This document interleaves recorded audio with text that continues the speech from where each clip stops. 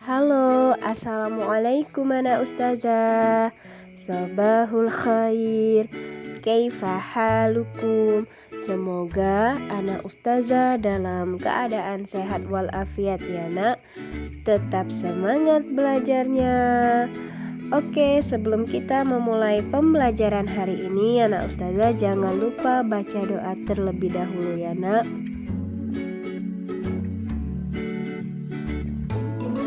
Oke anak ustazah, kita lanjutkan ke pembelajaran tematiknya ya nak. Pada tema 3, subtema 3 pada pembelajaran 1. Oke anak ustazah, kemarin kita telah belajar ya nak ya pada pembelajaran sebelumnya mengenai wujud benda dan juga sifat-sifat benda.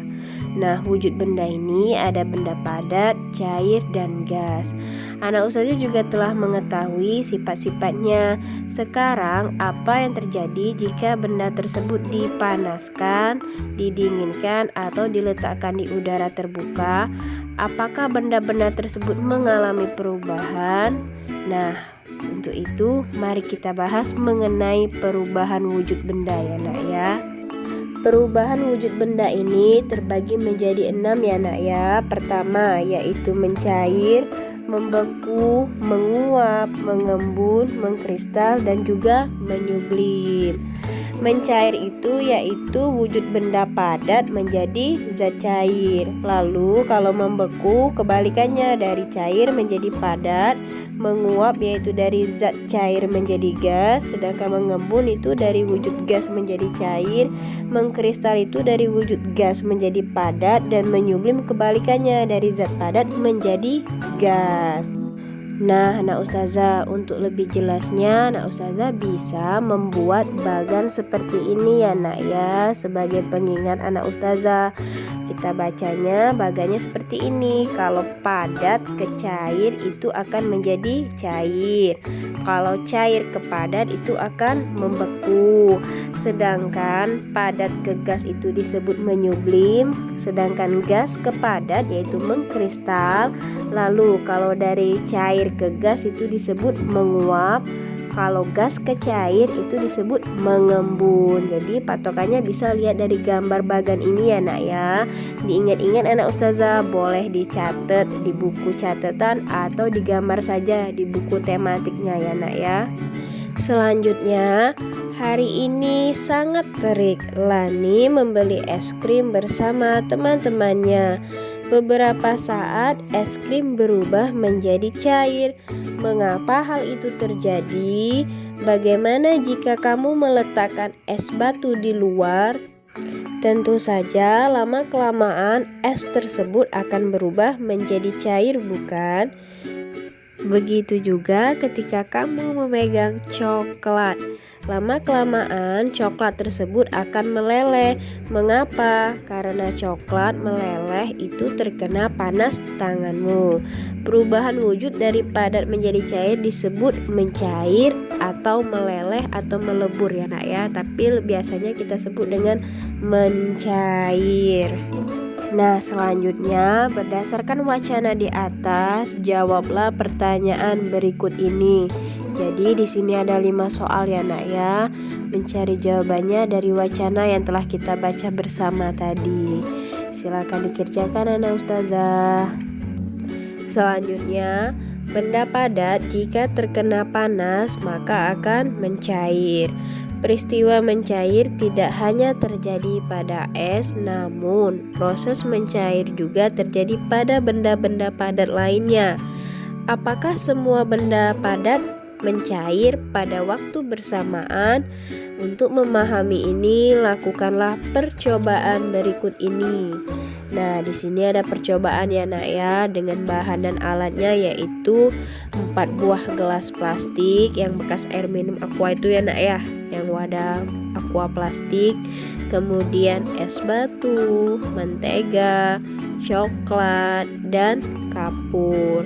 Dengan langkah-langkah percobaannya, pertama masukkan ke 4 bahannya tadi pada masing-masing gelas plastik ya nak ya. Jadi setiap gelas itu diisi dengan bahan yang berbeda-beda.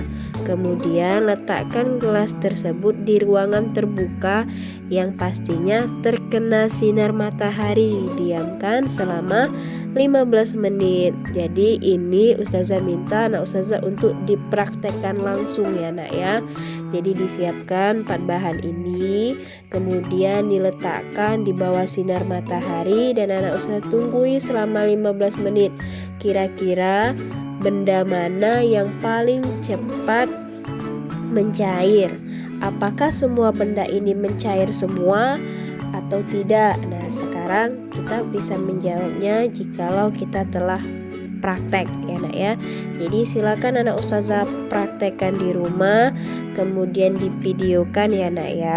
Mulai dari menyiapkan bahan dan alatnya, lalu meletakkannya di ruangan terbuka di bawah sinar matahari.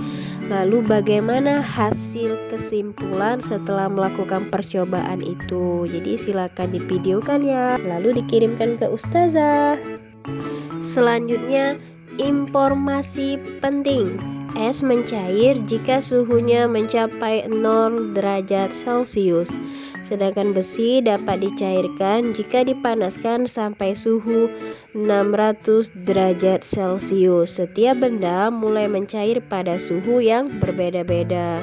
Suhu di mana benda mulai mencair disebut titik leleh. Itu sebagai informasi penting ya nak ya. Kemudian, apakah anak Ustazah menyukai coklat? Coklat adalah makanan yang digemari oleh anak-anak. Coklat mudah mencair jika disimpan di luar ruangan.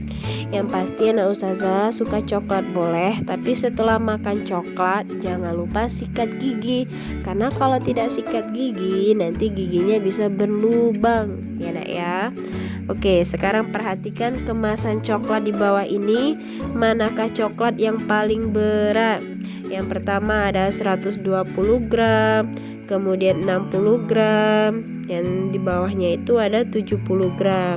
Tentunya yang paling banyak itu yang 120 gram. Dari ukurannya saja kita bisa lihat nah ya, kalau yang itu yang sebelah kiri anak Ustazah itu lebih besar, lebih banyak dan lebih berat.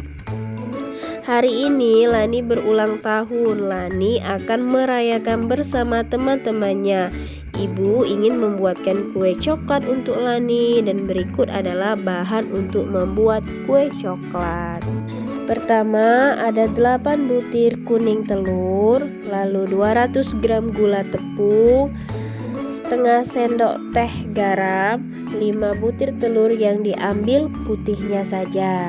Kemudian bahan yang dicampur menjadi satu yaitu ada 1 sendok teh baking powder, lalu 25 gram coklat bubuk, 125 gram mentega, 25 gram maizena, dan terakhir 1 kg coklat masa. Jadi itu merupakan bahan-bahan dalam membuat kue coklat ya nak ya. Oke, kita langsung masuk ke contoh soal dan kita jawab sama-sama ya nak ya. Tuliskan satuan baku yang digunakan pada resep di atas. Satuan baku adalah satuan standar. Tuliskan pada kolom berikut. Yang mana nak satuan baku yang merupakan satuan standar? Maka jawabannya adalah yaitu gram dan kilogram. Oke, kita tulis gram dan kilogram itu termasuk satuan baku ya nak ya. Lalu soal nomor 2, satuan yang digunakan pada resep yang tidak baku.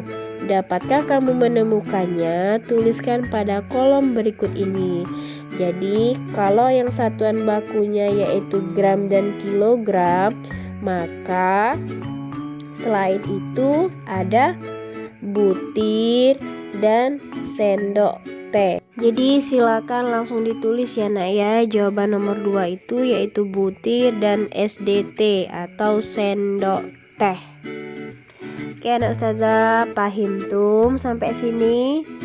Kalau begitu kita lanjut. Selanjutnya, selain kue coklat, Lani membuat minuman es buah. Minuman segar yang berisi buah-buahan dicampur dengan es. bantulah Lani menimbang bahan-bahan untuk membuat es buah. Oke, di sini ada soal cerita ya nak ya. Seperti biasa kita akan menghitung, menjumlahkan atau mengurangkan atau membagi ataupun perkalian. Jadi di sini akan melakukan operasi hitung melalui soal cerita. Langsung saja kita contoh ke soal pertama. Ustazah contohkan yang pertama ya nak ya. Nomor 1, Lani membutuhkan sirup untuk membuat es buah. Berat 1 botol sirup yaitu 600 gram. Berapa gram berat dari 3 botol sirup? Oke, jangan lupa kalau ada soal cerita dibuat jalannya ya nak ya, biar anak ustazah semakin paham.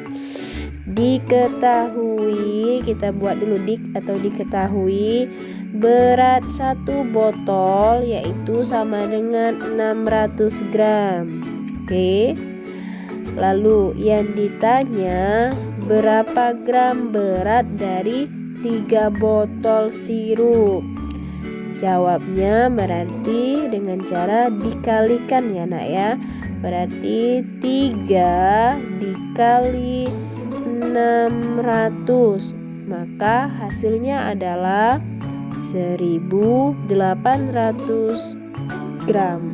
Oke, jadi kalau 1 botol itu beratnya 600 gram, jadi kalau 3 botol beratnya 1800 gram. Nah seperti itu ya nak ya. Oke, selanjutnya silakan anak ustazah kerjakan ya nak ya, dari nomor 2 sampai ke nomor 5. Silakan dikerjakan anak ustazah.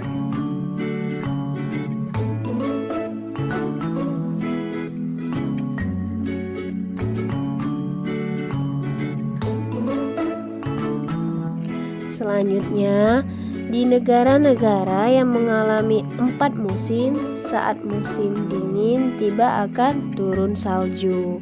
Salju akan mencair begitu ganti musim semi. Tahukah kamu bahwa setiap butiran salju mempunyai bentuk yang khas? Kamu akan melihat butiran salju yang bentuknya berbeda-beda. Bentuk yang berbeda jika dilihat di bawah mikroskop. Mikroskop itu adalah benda yang untuk melihat ukuran yang sangat kecil ya nak ya. Biasanya mikroskop ini ada di laboratorium, misalnya mau eksperimen, mau praktek, jadi rata-rata menggunakan mikroskop ini. Dan kalau di negara lain adanya salju, maka di Indonesia tidak ada salju ya nak ya. Negara kita Indonesia merupakan negara tropis, jadi cuma ada 2 musim, yaitu musim panas dan musim hujan. Kemudian dari gambar butiran salju inilah tercipta karya seni seperti berikut ini. Nah, yang paling atas itu merupakan hasil dari karya seni butiran salju ya nak ya.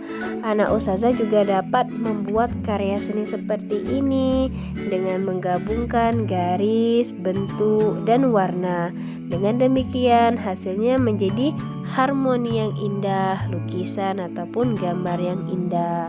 Jadi nanti anak ustazah silakan dibuat ya gambarnya dan dikerjakan di halaman 130 ya nak ya. Ada pada kolom atau kotak yang telah disediakan untuk menggambarnya.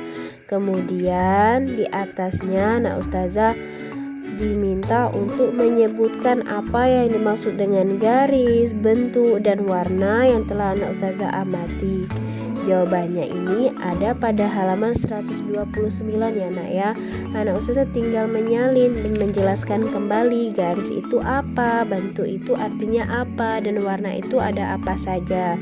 Jadi silakan dikerjakan. Bila tidak muat boleh dikerjakan di buku tematik ya nak ya, yang mengenai pengertian dari garis, bentuk, dan warna ini, atau boleh ditulis di kertas lalu ditempel di buku tematiknya. Oke, syukron anak ustazah atas pembelajaran hari ini. Semoga berkah dan anak ustazah semakin paham lagi. Dadah. Wassalamualaikum.